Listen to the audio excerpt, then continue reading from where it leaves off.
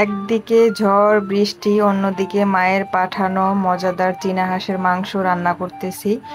আর আসলেই এটা অনেক অনেক মজার খাবার। বৃষ্টির দিনে খিচুড়ি, হাঁসের মাংস, রুটি এগুলো হলে তো আর কথাই নেই। বৃষ্টি মানে মজার মজার খাবার। আসসালামু আলাইকুম। হ্যালো এভরিওয়ান, সবাই কেমন আছেন? আলহামদুলিল্লাহ, আমি আল্লাহর অশেষ রহমতে অনেক ভালো আছি। আমি লাকি, বলছি ঢাকা থেকে। কাছে কিংবা দূরে, দেশে কিংবা দেশের বাহিরে, যে যেখান থেকে এই মুহূর্তে আমার ব্লগ ভিডিওটি দেখছেন, আশা করছি সবাই সুস্থ আছেন, ভালো আছেন।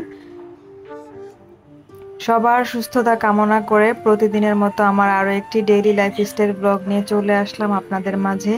আশা করছি আজকের ব্লগটিও আপনাদের কাছে অনেক ভালো লাগবে। প্লিজ সবাই শুরুতেই আমাকে একটি লাইক দিয়ে তারপরে পুরো ভিডিওটি দেখার অনুরোধ রইল। আর প্লিজ কোনো জায়গায় স্কিপ করবেন না, দেখতে পারবেন অনেক কিছু। আপনাদের কাছে আশা করছি খুব ভালো লাগবে। আর প্লিজ যারা আমার চ্যানেলে নতুন নতুন অ্যাড হচ্ছেন, যারা নতুন বন্ধু হয়ে আছেন, প্লিজ আপনাদেরকে একটা কথাই বলবো, কেউ ভিডিওর কমেন্টে এসে স্প্যাম কমেন্ট করবেন না। আপনারা যদি আমাকে বন্ধু করেন তাহলে আমার কমিউনিটি পোস্টে এসে জানাবেন, আমি আপনাদেরকে সময় মতো চলে যাব আপনাদের চ্যানেলে। তো প্লিজ কেউ ভিডিওর কমেন্টে এসে স্প্যাম কমেন্ট করবেন না। যদি বন্ধু হয়ে থাকেন সেটা ভিডিওতে বলবেন না, তাহলে সেটা কেটে যায়। আমার ইদানিং অনেকগুলো সাবস্ক্রাইব কেটে নিয়ে যাচ্ছে, প্রতিদিন 3টা 4টা কেটে নিয়ে যাচ্ছে। আর এটা দেখলে কিন্তু অনেক খারাপ লাগে, যেহেতু আমি একজন নতুন ইউটিউবার। তো একটা সাবস্ক্রাইব কেটে গেলেও মনে হয় যে কলিজাটা ছিঁড়ে যায়, এরকম একটা ব্যাপার হয়ে যায় আমার। তো প্লিজ সবার কাছে রিকোয়েস্ট করছি, কেউ ভিডিওতে এসে এরকম কমেন্ট করবেন না, স্প্যাম কমেন্ট করবেন না, তাহলে আপনারটাও কেটে যায়, আমারটাও কেটে যায়, এতে করে দুজনেরই ক্ষতি হয়। আর যারা আমাকে সবসময় কমেন্ট করেন যে আপু ফুল ওয়াচ করেছি, এই কমেন্টটাও করবেন না, এটাও একটা স্প্যাম কমেন্ট। প্লিজ কেউ আমাকে ফুল ওয়াচ করেছেন সেটা আপনাদের অন্য একটা কমেন্টও আমি বুঝতে পারবো, বা ইনশাল্লাহ লিখলেই আমি বুঝতে পারবো। আপনারা আমাকে ওইভাবে বলতে হবে না যে আপু ফুল ওয়াচ করেছি। তো ভিডিওর শুরুতেই এসব কথাগুলো বলার মানে হচ্ছে, আমি সবসময় কিন্তু সচরাচর এগুলো বলি না, দেখা যায় মাঝে মধ্যে বলতে একবারই বাধ্য হই, কারণ একটা ভিডিওতে দেখা যায় যে বেশিরভাগ কমেন্টই স্প্যাম কমেন্ট আসে, আর এর ফলে ওই ভিডিওটা ড্যাম হয়ে যায়। আর আপনারা লাইক না দিয়েই কমেন্ট করেন, তো একটা লাইক না দিয়ে যদি কমেন্ট করেন, একটা লাইক যে কতটা মূল্যবান, আমরা যারা নতুন ব্লগার, যারা এই ছোট ছোট ইউটিউবার, তো তাদের জন্য একটা লাইক কিন্তু অনেক কিছু। আপনাদের এই একটা লাইক আমার এই ভিডিওটি আরও কিছু মানুষের কাছে পৌঁছাতে সাহায্য করে। কিন্তু আপনার একটা কমেন্টে আমার হয়তো বা ভালো লাগে, বা আমি পরবর্তী ভিডিওটি বানানোর জন্য উপকৃত হই বা ইন্সপায়ার হই, ভালো লাগে। কিন্তু আপনারা কমেন্ট করেন ঠিকই, কিন্তু লাইক দেন না। তো প্লিজ একটি লাইক দিয়ে তারপর আমার পুরো ভিডিওটি দেখার আমন্ত্রণ রইল আপনাদের সবাইকে। আর সবার কাছে কিন্তু বলতে গেলে আমি এটা একটা রিকোয়েস্ট করছি, প্লিজ সবাই একটি লাইক দিবেন, তারপরে পুরো ভিডিওটি দেখে কমেন্ট করবেন। আর যদি ভালো না লাগে স্কিপ করে যাবেন, তাতেও আমার কোনো সমস্যা নেই। কাউকে তো আর জোর করে ভালো লাগানো যায় না। আপনাদের কাছে ভালো লাগলেই দেখবেন, ভালো না লাগলে দেখার দরকার নেই। কিন্তু স্প্যাম কমেন্ট করবেন না, আর লাইক না দিয়ে কেউ কমেন্ট করবেন না। আপনার একটুখানি স্বার্থের জন্য আমার ক্ষতি করবেন না। আমি সবসময় একটা কথা বলি, যে আমার দ্বারা কারো যদি আমি উপকৃত না করতে পারি, আমার দ্বারা যদি কারো কোনো উপকার না হয়, যদি কখনো উপকার না করতে পারি, আমার দ্বারা যেন কখনো কারো ক্ষতি না হয়, এই জিনিসটা আমি সব সময় বলি। আমি কখনো কারো ক্ষতি করা পছন্দ করি না বা করিও না। তো প্লিজ সবাই আমাকে বোঝার চেষ্টা করবেন। আর আমার কথায় যদি কেউ কষ্ট পেয়ে থাকেন, সরি, সবাই আমাকে ক্ষমা করে দিবেন। তো এতক্ষণ অনেক কথা বলে ফেলেছি, এখন ভিডিওর সম্বন্ধে কথা বলি। এই তো আমি রান্না বান্না বসিয়ে দিয়েছি। আমার গতকালকের ব্লগটি যারা দেখেছেন তারা তো দেখতেই পেলেন, আমাদের বাসায় মেহমান এসেছে। তো তারপরের সকালের ভিডিওগুলো আমি এখন আপনাদেরকে দেখাচ্ছি। যে এখন যেহেতু অনেক ঝড় বৃষ্টি, আর ছোট বোন বলছিল যে আপু খিচুড়ি রান্না করো, তো সেই জন্য আমি খিচুড়ি রান্না করতেছি। আর খিচুড়ির সাথে এখন সকালবেলা মুরগির মাংস ভুনা করব। আর দুপুরের জন্য আবার দুপুরে বলতে বিকেলে বিকেলে আবার আমার মেজো বোন তারপরে মেজো বোন জামাই সবাইকে বলা হয়েছে আসার জন্য। কারণ আমার আম্মু একটা হাঁস দিয়ে দিয়েছে, অনেক বড় একটা চীনা হাঁস। আপনারা আমার আগের একদম অনেক আগের ব্লগগুলো যারা দেখেছেন, আমার দেশের ভিডিওগুলো রমজানের ঈদের সময় যে আমরা দেশে গিয়েছিলাম তখনকার ভিডিওগুলো যারা দেখেছেন তারা হয়তোবা জানেন যে আমার আম্মুর কিন্তু অনেকগুলো চীনা হাঁস আছে।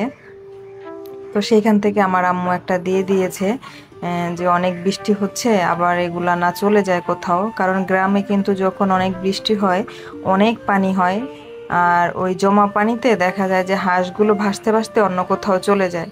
তো আমার আম্মু সেই জন্য আর কি একটা হাঁস আমাদেরকে দিয়ে দিয়েছে। আবার দেশেও আমার আম্মু আরেকটা জবাই করেছে, ছোট বোনকে নিয়ে আমার সব কাকা কাকিদের নিয়ে খেয়েছে। তো এখানে যেহেতু আমরা দুই বোন আছি, আমি যেহেতু সবার বড়, তো সব সময় আমার আব্বু আম্মু আমার কাছেই সব কিছু পাঠায়। তো দেখা যায় যে আমি রান্না বান্না করে সবাইকে খাওয়াই আমার বাসায়। আর আমার বোনরা ওদের বাসায় যদি হাজারো পাঠানো হয়, হাজারো খাওয়া হয়, তারা সেটা মজা করে খেতে পারে না। তারা বলে যে না, তোমার হাতে রান্না করো, তোমার হাতে খেলে ওইটা টেস্টটাই অন্যরকম থাকে। কারণ মনে হয় যে এটা আম্মুর হাতে রান্না খাচ্ছি। আসলে বড় বোন মানেই হয়তো বা ওরা এটা ফিল করে। তো সেই জন্য আর কি আমি এই যে মাংসটা আর ওই হাঁসটা যেহেতু অনেক বয়স, একটু বুড়ো হাঁস, তো সেই জন্য আমি এখনই বসিয়ে দিচ্ছি। কারণ আমার বাসায় কিন্তু আবার দুপুরের দিকে গ্যাস চলে যায়, থাকে না। তো এখন এই যে সকাল টাইম, তাও একটু একটু কমে কমে যাচ্ছে। আর এমনিতে আবার বৃষ্টি হয়েছে, ঝড় বৃষ্টি হয়েছে অনেক, না জানি আবার কখন চলে যায়। তো সেই জন্য ভাবলাম যে একবারে এখনই বসিয়ে দেই, আস্তে আস্তে মাংসটা হয়ে যাবে। তো এই তো আমি এক চুলায় খিচুড়ি বসিয়ে দিয়েছি, অন্য চুলায় মাংসগুলো বসিয়ে দিচ্ছি। তারপরে সব রান্না বান্না এখনই একবারে গুছিয়ে করে রাখবো, যাতে করে আর পরবর্তীতে আমার কোনো সমস্যা না হয়। মানে একা হাতে কাজ করতে গেলে তো একটু ইয়ে হয়ই। তারপর আমার ছোট বোন যে এসেছে বাড়ি থেকে, সাদিয়া, ও আমাকে কাজে হেল্প করছে একটু পরপরই এসে, আপু না কি করতে হবে, আবার এই যে তরকারি নাড়া দিচ্ছে, মাংস নাড়া দিচ্ছে। ও আবার আমার মতো কাজ করতে খুব পছন্দ করে। তো বারবার এসে এসে আমার সাথে এ করছে। তো আমি বললাম যে তোমাকে কিছু করতে হবে না, যাও তুমি গিয়ে রেস্ট করো। কিন্তু না, সে কথা শোনে না, সে আমার পিছু পিছু ঘুরে আর আমার সাথে সাথে করতে আসে বারবার। আর চীনা হাঁসের মাংস কারা কারা খেয়েছেন আমাকে কিন্তু কমেন্ট করে জানাবেন, এটার টেস্ট কীরকম শুধু যারা খেয়েছেন তারাই বলতে পারবেন। আমার কাছে তো ভালোই লাগে হাঁসের মাংস, মানে আমার বাসায় সবাই পছন্দ করেন, আমার হাজবেন্ড, আমার মেয়ে। হ্যাঁ, আমার মেয়ে বেশি পছন্দ করে তার বাবার চাইতো। আর আমার হাজবেন্ড চীনা হাঁস, রাজহাঁস এগুলোর চাইতে সে পেতি হাঁস বেশি পছন্দ করে, মানে দেশি যে পেতি হাঁস সেটা। তো আমাদের বাসায় অনেক খাওয়া হয় হাঁস, অনেক খাওয়া হয়। আর আমার আব্বু আম্মু কিন্তু এগুলো পালে শুধু আমাদের খাওয়ার জন্যই। আর এই তো এই ফাঁকে আবার ছোট বোন আম ভর্তা করে নিয়েছে, আমার আম্মু যে আম পাঠিয়েছিল। আর ওই যে ছোট্ট একটা হাত দেখতে পাচ্ছেন, সেটা হলো আমার সেই পুচকু ছেলেটা, ছোট্ট ছেলের বাবার হাত এটা। সেও একটু একটু খাচ্ছে। আর এই যে এখন রান্না হয়ে গিয়েছে, দুপুর হয়ে গিয়েছে, সকালে ওরা হালকা পাতলা নাস্তা করেছে আর খাবার খায়নি, ঘুমিয়েছে সবাই। তারপরে এখন দুপুর হয়ে গিয়েছে, তো এই তো খিচুড়ি আর মাংস ভুনা দুপুরের জন্য। আর এই যে হাঁসের মাংসটা আমি একটু কষিয়ে তারপরে রেখে দিয়েছি, পরে আবার একটু ঝোল দিয়ে আর একটু সিদ্ধ করতে হবে। তো সেটা পরে করব, গ্যাস চলে গেছে তাই আর এখন কিছু করলাম না। আর এই তো বিকেলবেলায় আবার এখন মেজো বোনও চলে এসেছে। বিকেল বলতে এখন প্রায় সন্ধে 6টার মতো বাজতেছে। তো মেজো বোন চলে এসেছে, আর মেজো বোনের জামাই রাতে দোকান বন্ধ করে তারপরে আসবে, কারণ যেহেতু সে ব্যবসায়ী, মন চাইলে হুটহাট করে আসতে পারে না। আর ওই যে সেই কাঁঠালটা পেকে গিয়েছিল যে, সেটা এখন ভাঙতেছি। আর আমার কিন্তু কাঁঠাল কারো হাতে ভাঙা একদমই পছন্দ না, আমি নিজে ভাঙতেই পছন্দ করি। আর কাঁঠাল যদি আমি নিজে হাতে না ভাঙি সেটা কিন্তু আমি খেতে পারি না, কারণ অন্য কারো ভাঙা আমার পছন্দ না, আমি সেটা পছন্দ করি না আর কি। আসলে এক একজনের এক একটা যেরকম ইয়ে থাকে, তো আমারও সেরকম আর কি। কিন্তু কাঁঠালটা মাশাল্লাহ অনেক অনেক সুন্দর, আর এতটা পরিমাণ টেস্ট ছিল যা বলার মতো না। অনেক মিষ্টি, অনেক মিষ্টি, কালারটাও দারুণ। আর আমাদের বাসার সবাই কিন্তু আমরা আজা কাঁঠাল পছন্দ করি, মানে যেটা একটু শক্ত শক্ত থাকে সেটা কি আমরা আজা কাঁঠাল বলি। তো সেই কাঁঠালটা সবাই পছন্দ করে। তো মাশাল্লাহ কাঁঠালটা একবারে আমাদের সবার মন মন মতো হয়েছে। তো আমার হাজবেন্ড, আমার মেজো বোন, ছোট বোন, বাচ্চারা সবাই খেয়েছে, অনেক মজা ছিল। কিন্তু আফসোস আমার আব্বু একটা টুকরো খায়নি। এই যে দুপুরে খিচুড়ি রান্না করেছি, মাংস রান্না করছি, সেটাও আমার আব্বু খায়নি। আমার আব্বুর নাকি প্রচুর ডিসেন্টারি হচ্ছে, তো পেট ব্যথা করতেছে, সেজন্য সে কিছুই খাচ্ছে না, শুধু স্যালাইন খেয়ে বসে আছে। আর ভাত চটকে একটু পানি দিয়েছি, সেটাই খাচ্ছে, আর একবারে শুয়েই আছে কারণ শরীর দুর্বল হয়ে গেছে অনেক। তো এই তো রাতের খাবার দাবার, তারপরে চলে আসলাম। আমি করলা ভাজি করেছি, তারপরে হলো চিংড়ি মাছ ভুনা করেছি, তারপর হলো সেই যে দেখতে পেলেন হাঁসের মাংস, সেই হাঁসের মাংস রান্না করেছি। আর এখানে ছিল সালাদ, তারপরে এই যেই হাঁসের মাংস একবারে ভুনা করেছি, একটু ঝোল রেখেছি, রুটি করেছি যেহেতু রুটি দিয়ে খাবে।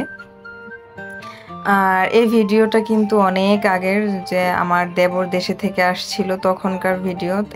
এই যে ভিডিওটার ভিতরে আমার দেবরও আছে, আমার দেবরও খেয়েছে, তখন ছিল সবাই একসাথে বসে তারপরে খেয়েছে। তো এই তো আমার আজকের ব্লগটি এখানেই শেষ করছি। সবাই সুস্থ থাকবেন, ভালো থাকবেন। আর আজকের ব্লগ ভিডিওটি আপনাদের কাছে কেমন লেগেছে অবশ্যই আমাকে কমেন্ট করে জানাতে ভুলবেন না। আর প্লিজ সবাই একটি লাইক দিয়ে তারপরে যাবেন। পরবর্তী ভিডিও দেখার আমন্ত্রণ রইল। আল্লাহ হাফিজ, আসসালামু আলাইকুম।